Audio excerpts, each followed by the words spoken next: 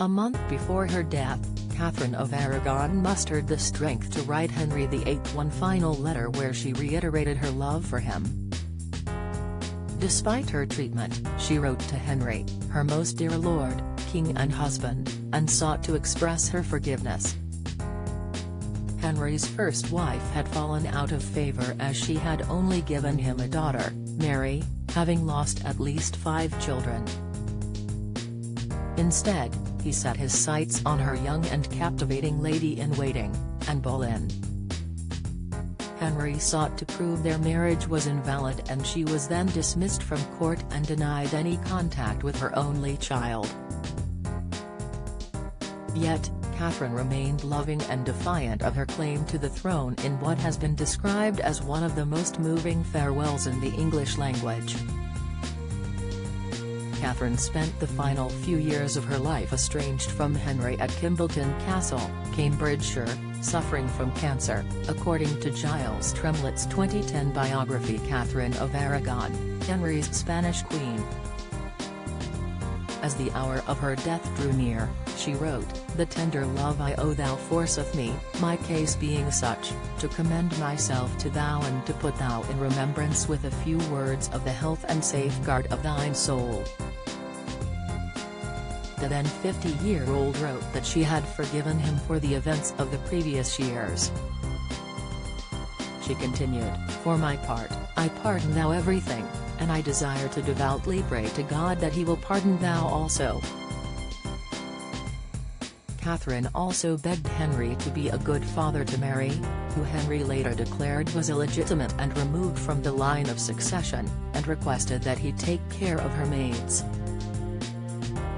But she then finished the letter by reiterating her love for him, concluding finally her vow that her eyes desire him above all things.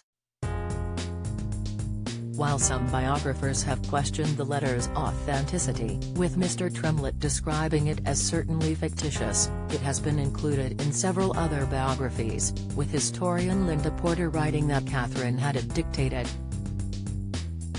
Ms. Porter, writing in her 2007 book Mary Tudor, the First Queen, noted the poignancy of Catherine's letter. She wrote, "In its dignified pathos and remembrance of a great and, for the writer, enduring love, it is one of the most moving farewells in the English language. Don't miss." Anne Boleyn and Catherine of Aragon's rivalry debunked in new analysis, Finding Love in England's Most Famous Prison. Megan Clausen's novel, Insight, AI scan shows Henry VIII as he would look today like a taxi driver. Report, it was a farewell which followed a great deal of upset.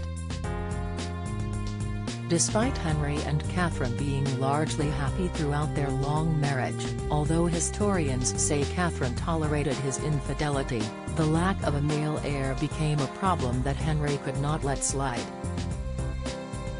The monarch, known to be superstitious, became convinced that Catherine's brief teenage marriage to his older brother Arthur just 5 months had been consummated. Catherine and Arthur tied the knot by proxy on May 19, 1499.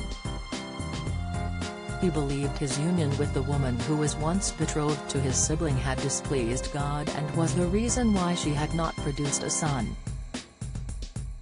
Henry then had Catherine put on trial, where she was humiliated, and questioned about her sexual relationship with Arthur.